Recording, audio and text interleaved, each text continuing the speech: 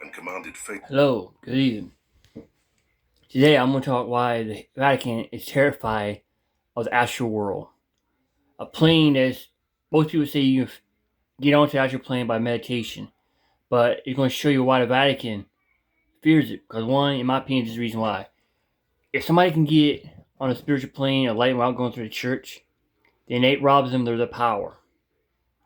But here's the video I'm going to show you why the Vatican fears the astral plane and everything. So let's go ahead and enjoy it. Enjoy.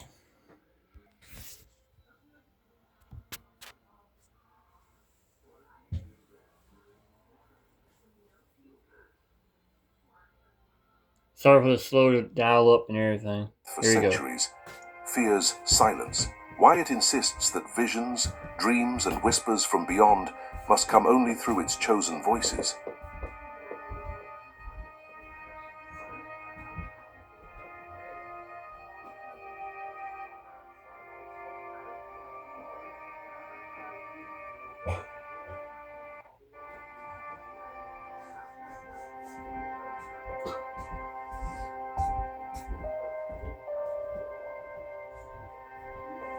Welcome to Tales of Mythology, where ancient legends, forgotten horrors, and supernatural wars come to life. If you love exploring the untold side of mythology, please like this video, subscribe to our channel, and tap the bell below, so you never miss another legendary story. The Church's silence about the astral plane is no accident.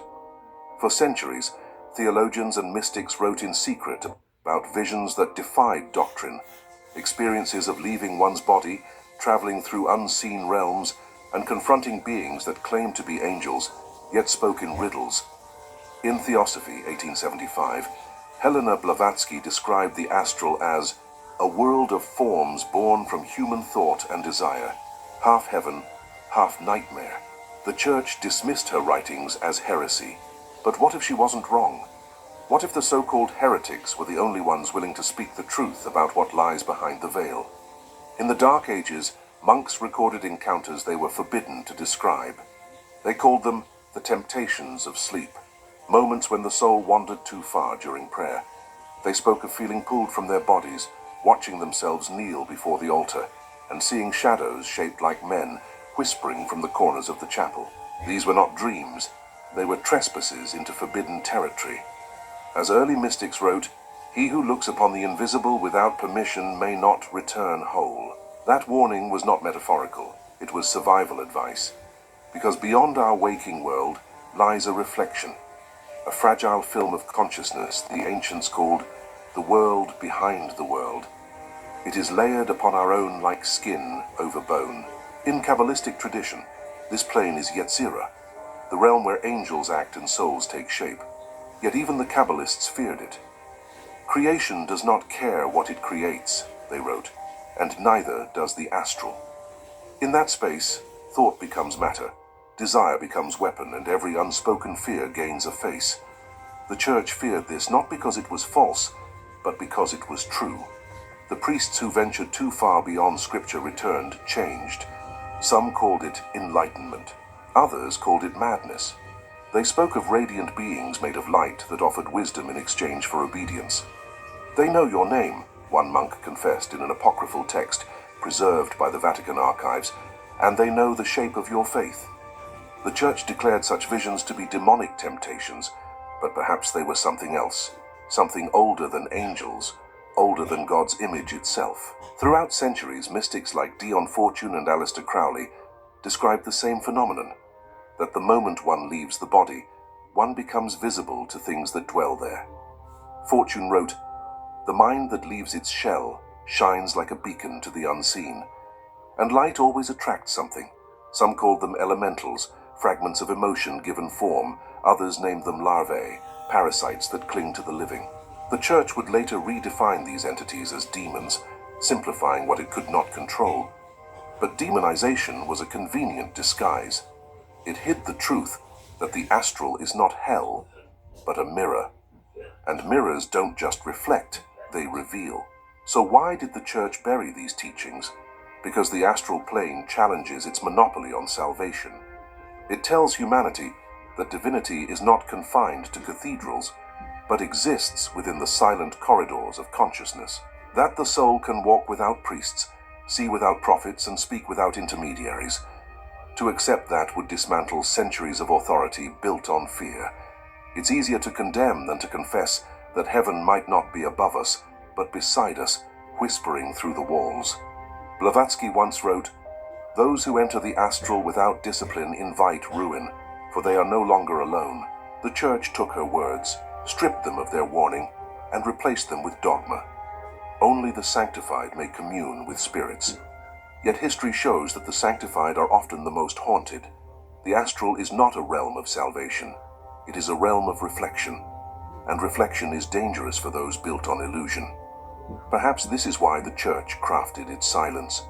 Why even today, the Vatican's archives hide manuscripts labeled De Somnis Animae, on the dreams of the soul. They tell of scholars who mapped the border between flesh and spirit and vanished within their own visions. Their last recorded words echo across centuries, "Beware the light that knows your name." And so, as we peel back the centuries of fear and secrecy, one truth begins to emerge. The astral plane was never hidden to protect us from it. It was hidden to protect the Church from us. The mind that leaves the body walks in places where thought is substance and memory is law. The wise will tread softly, for what listens there is patient. The air hums before the body does. There is no clear beginning to the moment one leaves the flesh. It happens quietly, like fog rolling across the surface of a lake. You close your eyes and wait for sleep. But the mind doesn't sink, it drifts. A faint vibration gathers behind your eyes, subtle at first, then building until your bones seem to tremble without moving. Breath grows shallow, thoughts detach from the rhythm of the body, and soon you're listening to things that do not belong to sound. Robert Bruce, in Astral Dynamics, described this threshold as the moment the mind remembers itself without a body. It's not a poetic metaphor. It's the terrifying realization that awareness continues after the heartbeat fades from perception. The ancients feared this state not because it led to dreams, but because it led to doors. Stillness becomes heavy. Limbs turn to stone, the chest freezes, and panic rises as the mind screams commands the body cannot obey. This is what science calls sleep paralysis, but those who have crossed the boundary know it as the first step into the astral. At that precise instant, two realities overlap, the one that breathes and the one that watches. You sense both at once, the weight of the body beneath you, and the curious freedom of the self that no longer obeys gravity. When separation begins, it can unfold like silk or tear like fabric. Some peel away gently, while others are ripped from the flesh, dragged through an invisible curtain of static and light. And when you finally look down, you see yourself lying there, motionless, fragile, almost foreign. That vision changes something fundamental. You are no longer one person. You are two halves tethered by something unseen. The transition doesn't end there. The world around you takes on a strange lucidity. Colors sharpen, distance bends, and sounds move in impossible directions. The familiar becomes uncanny. Rooms stretch, hallways twist, and the boundaries of space dissolve into light and shadow. It feels too clear to be a dream, too deliberate to be imagination. Thought reshapes the air. Emotion ripples through walls. The more you think, the more the world shifts to mirror those thoughts. Theosophical writings describe this space as a realm of condensed emotion, where ideas crystallize into landscapes. It is creation without filter, intention made visible. Yet the first mistake every traveler makes is believing that this is their creation. It isn't. Something watches. Robert Bruce warned that the moment you project, you shine in a realm you cannot control. That shine is like a flare in the dark, announcing your presence to anything capable of sensing it. In those first moments, the sensation of being observed grows heavy. You might feel movement behind you, or see shadows at the edge of perception. They do not approach immediately. They study. Dion Fortune called them the watchers at the threshold. To her, they were neither demons nor ghosts, but entities responding to the vibration of thought itself. They are drawn not to power, but to attention. The more you notice them, the closer they come. Ancient magicians performed elaborate rituals of protection before attempting projection, not out of superstition, but out of experience. They knew that awareness alone could summon what lingered nearby. As you drift farther, the tether that binds your two selves, the fabled silver cord, becomes faintly perceptible. You do not see it clearly, but you feel its pull, a soft tension at the center of being. It keeps you from dissolving completely, from becoming part of the landscape you traverse. The Bible alludes to it in Ecclesiastes, speaking of the silver cord loosed at the moment of death. Theosophists such as Annie Besant expanded on this, claiming that the cord retracts instantly when danger arises, snapping the traveler back into the body. But it is not indestructible. Fear, grief, and rage thin it, while shock can stretch it to breaking. Those who return from forced separations, near death, trauma, violent injury, often describe the same thing: a sense of something having been left behind. In spiritual traditions from the Andes to Siberia, this loss is known as soul fragmentation, the fracturing of essence. Once separated, reality becomes a fluid script. You can drift through walls, ascend through ceilings, wander through streets that glow in spectral colors. But the longer you linger, the more unstable your sense of self becomes. Thought accelerates, sensations distort, and your mind begins to echo. In this space, your fears speak with your voice, your regrets take shape, and your memories replay as if alive. Helena Blavatsky cautioned that the astral is a mirror that multiplies. Everything you bring is reflected back at you, amplified, and sometimes given will.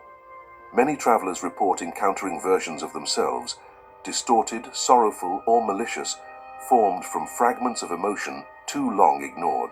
These reflections are not illusions. They are pieces of you, seeking reunion or revenge. The danger is not only what you see, but what you forget. Time behaves differently here. Minutes stretch into hours, and identities dissolve under repetition. When you return, if you return, you may carry traces of what touched you. A mood that won't lift, a thought that isn't yours, or dreams that replay the same event night after night. In older texts, these symptoms were attributed to larvae, astral parasites, that attach to the returning traveler. They do not consume flesh. They consume clarity. Francis Barrett in the Magus wrote that such entities cling to the subtle body as leeches, draining vigor until the host forgets his own name. The church called this possession, but the mystics knew better.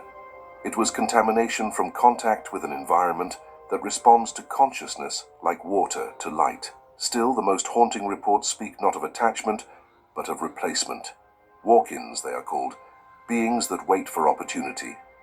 When the traveler leaves, they step in, imitating the host's memories and gestures. Friends notice small changes: a colder gaze, a missing laugh, a voice slightly off rhythm. The soul returns, or perhaps it doesn't. "You come back," wrote Bruce, "but you are no longer the only one in the room." This possibility terrified even the boldest explorers, for it suggested that the self is not a fortress, and doorways can be used from both sides. As separation deepens, the body back on Earth remains still, barely breathing. The cord holds, but the strain is immense. Some accounts describe feeling a sudden jolt, an unseen hand yanking them backward, the sensation of falling through layers of glass before slamming into their own flesh. They wake gasping, disoriented, half convinced they were dying. Others never wake at all. Theosophical records mention cases of sudden death during projection, the cord severed by interference. To the living, it looks like heart failure. To those who believe, it's the cost of venturing too far. The astral does not forgive curiosity. It listens, it adapts, it feeds on attention and emotion, reshaping itself around those who enter unguarded. Every journey there is a negotiation between the will and the void, between the self and the echo. The church feared this truth because it renders their rituals powerless. In the astral, faith is not currency, awareness is. And awareness comes with a price. When the traveler departs, he opens a path both ways. What leaves the body may return, but what lingers... There you go. There is the plain and simple why the Vatican fears astral plane. Because faith has no currency there. You can believe in God all you want, but you in the astral plane, it does not help you.